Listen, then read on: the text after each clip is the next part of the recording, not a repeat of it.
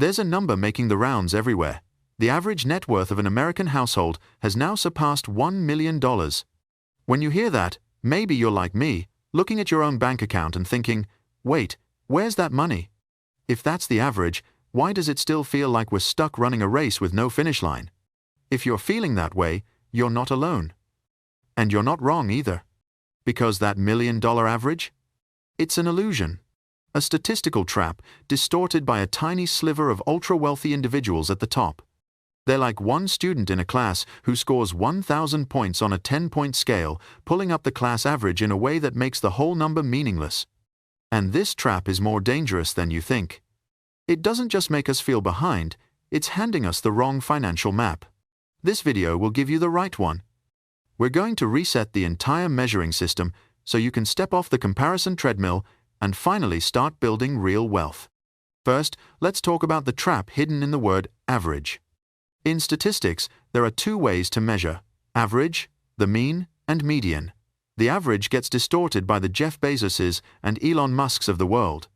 But the median, the number right in the middle when everyone is lined up, is the real story for most people. And what's that median net worth? Around $193,000. Yes, $193,000. A far cry from $1 million. This is the real playing field for the majority of us. Comparing yourself to the average is like running a marathon while checking the speedometer of an F1 car. It drains your motivation and pushes you toward dangerous shortcuts, risky investments, consumer debt, all just to appear like you're keeping up. The first solution?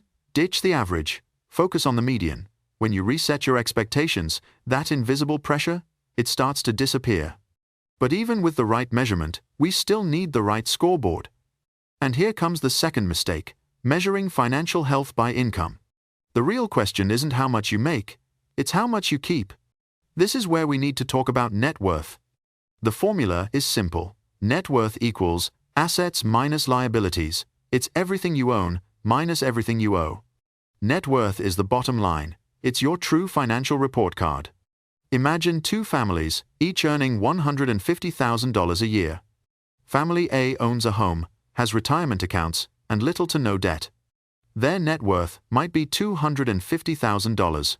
Family B rents an expensive apartment, leases luxury cars, and carries heavy debt. Their net worth? Maybe $20,000. Same income, worlds apart in financial position. So shift your thinking from, how much do I earn? To, how much am I actually building and keeping? So, the next question is, where do you stand on the net worth ladder?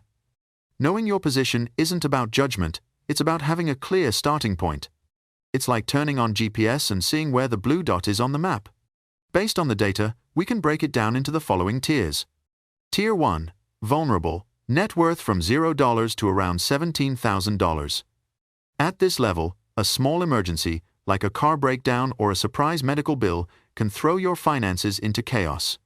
Tier 2, lower middle, from $17,000 to around $43,000. You've started to build some assets, maybe a paid-off car, but your financial foundation is still thin. Tier 3, middle class, from $58,000 to around $169,000. At this stage, you start to feel a safety cushion. You might have an emergency fund, some investments, and the ability to plan for long-term goals. Tier 4, upper middle, from $500,000 to around $2 million. Your wealth becomes more visible, often through home equity or investment portfolios. You begin to taste true financial stability. The biggest challenge here is lifestyle creep, the tendency to spend more as your income grows. And above that are the rich and very rich tiers, where assets can generate enough income to fully fund your lifestyle. See? Once you place yourself on this map, everything becomes much clearer. You're no longer comparing yourself to a meaningless $1 million average. Instead, you know exactly which rung you're on, and your next realistic goal is to climb one step higher. So, how do you move up? No matter where you are on the ladder, there are sustainable strategies that always work. The first and most important principle, wealth, is built through systems, not willpower. Don't rely on motivation or luck. Set up simple, automatic systems. Strategy 1. Automate your saving and investing. As soon as your paycheck hits, set up an automatic transfer of a fixed percentage into your savings and investment accounts. This removes emotion and procrastination from the equation. Your discipline no longer depends on whether you feel like saving that day. Strategy 2. Cap your lifestyle spending.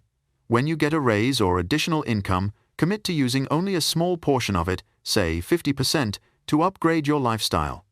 The rest must go directly into building your net worth. Strategy 3. Prioritize simplicity.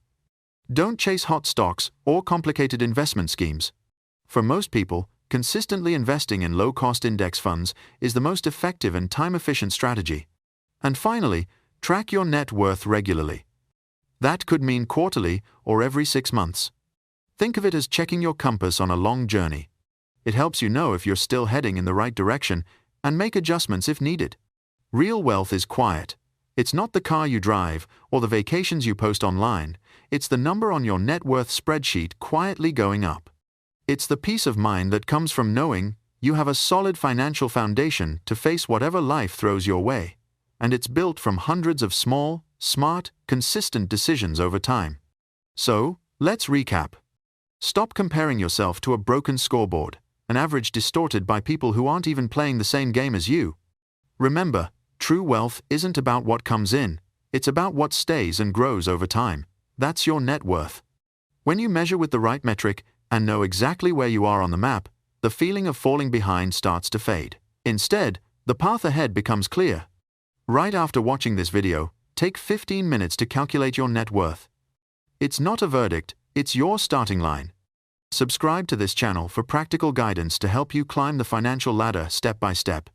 And if this video shifted your perspective, send it to a friend, someone who might also be feeling lost because they've been chasing the wrong target. Sometimes, all we need is the right map. Thanks for watching, and we'll see you in the next video.